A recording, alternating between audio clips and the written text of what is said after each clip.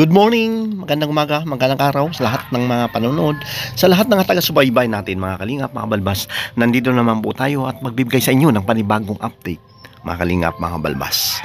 Bagong lahat, dito ay salamat muna tayo una sa ating ama na Kuya Bal Santos Matubang, Ate Edna Vlogs at kay Kalingap Rab, mga kalingap, mga balbas.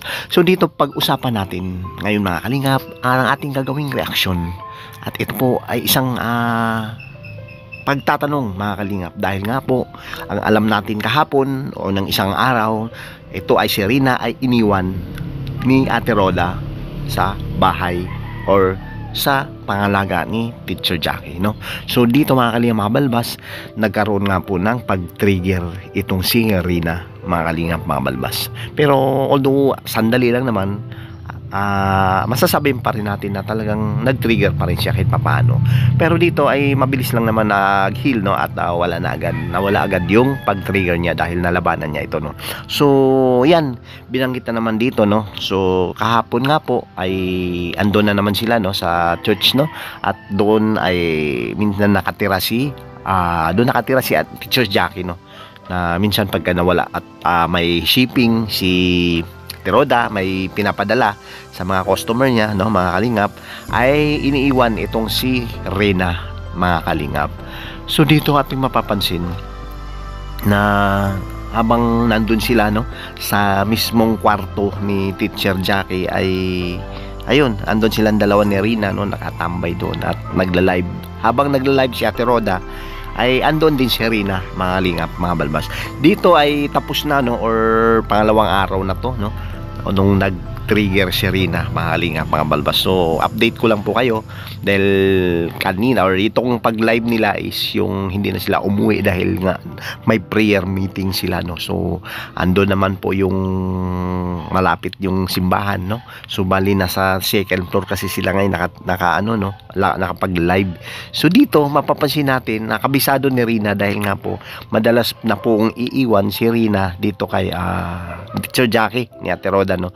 So siguro ito na yung time at panahon na minsan at dinandahan na po ni Ate Roda na baka sakali, no. So kung sakali man siguro kung aalis siya or uuwi siya sa probinsya, dahil alam natin na sa darating ng Pasko ay pansamantala muna siyang lilisan at iwan si Rina, no, mga kalimang balbas. Siguro dahil may mga talagang ito hinihingi ng kanyang anak na kailangan ng bonding sa kanyang mag-ina, no, kanilang mag-ina po. So dito mapapansin natin na talagang train na, no. So wala namang problema dito dahil si Teacher Jackie is kabilang po sa nagiging nag-tutor kay Rina, no, mga kalingap. At sila po ay bilong at kasama po sa simbahan ito, no.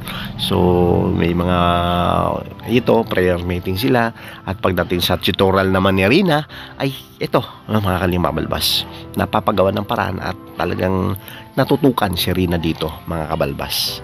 So dito pansinin natin mabuti, no. So kabisado ni Rina yung pasikot-sikot ng bahay, no, at alam na niya kung paano, kung saan siya pupunta, no. Kung halimbawa umiinom siya ng tubig o nag-CCR siya, alam na niya kung saan, mga kalingap, ang pupuntahan niya, no. So ito sa live nga ni Ate Roda at binanggit niya na nasa kabilang bahay o nasa ibang bahay sila, mga kabalbas, mga kalingap.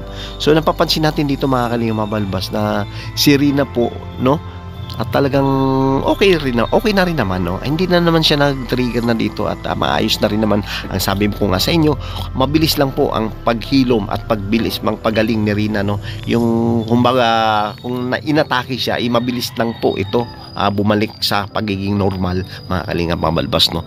So dito ating mapapansin, mga kalingap, no, na yung isa sa mga dahilan, mga kalingap, balbas, kayo mga viewers, no, ito lagi kong sinasabi sa inyo na yung pagiging matakutin ni Rina, no, habang wala si Ate Roda, mga kalingap, yun yung isa sa mga nag-trigger talaga para matakot siya at ayun, atakihin na naman, no, mga kalingap, balbas. Kaya ito po talaga ang dapat iiwasan ni Rina or maiiwasan ni Ate Roda dapat, no. So hindi naman natin kasi kailangan na ito gagawin, no, labanan mo, sasabihan niya ng ganon, pero nakakatulong pa rin ito, mga kalingap, pa. Pero ang isa sa mga dahilan ang gawin talaga dito, mga kalingap, is yung may talagang tiwala na si Rina sa mga tao na nakapiligid sa kanya, no. So kahit pa man na aalis si Ate Roda ay may papapalit, no, na dandahan na papalit sa pag-aalaga niya. Ito na nga po si Teacher Jackie, parang aking sa opinion ko dito ay ito po yung bali pamalit, no, pag halimbawa aalis nga si Ate Roda. Kung hindi po ako nagkakamali, mga kalingap pa, dahil nga po kung aalis man si Ate Roda, no, at siguro sa desisyon ni Kalingap Rab ay siya lang naman nakakaalam dito, ay may mga option naman po, no, kung sakali ay iiwan siya doon sa mismo sa kanya, no, kay Kalingap Rab, kasi alam naman natin na nagtitiwala din si Rina, at alam naman natin na doon talaga, at alam ni Rina mismo na si Kalingap Rab Kuya Val ang tumulong sa kanya talaga, no, dahil minsan na nga na-interview itong si Rina kung sino o ano po ba ang mga nagiging tungkulin, or ano ba ang nagiging sitwasyon mo, no. So sa kalagayan, parte ng kalagayan ng bawat isang beneficiary ay ito, sinabi mismo ni Rina na ako po ay alaga ng Kalingap nila Kuya Rab at Kalingap kay Kuya Val, no. So ito talagang magaling na talaga si Rina, no, mga Kalingap, mga Balbas. So pagdating naman po, no, dito ay ito po talaga ay hindi na iiwasan sa ngayon, mga Kalingap. Ito lang naman ay pansamantala, no. So although na mahaba na po ang out time, no, mga araw na hindi na siya nag-trigger dito, mga Kalingap, no. Pero nung time nga na nabigla ata si Rina, no, at siguro kung napaliwanagan man siya ng maayos ni Ate Roda, pero pagdating dito sa kanyang isip, no, sarili niya ay nandun na naig, no, mga Kalingap, mga Balbas, yung takot. Kasi nga madalas po lagi sinasabi ni Ate Roda, no, at kahit kay Ate Jackie na rin, na yung takot ay dapat mong labanan, mga Kalingap, no. Ito ang sinasabi niya lagi, palagi niyang bukang bibig kay Rina, no, mga Kalingap, na lagi mong labanan yung takot.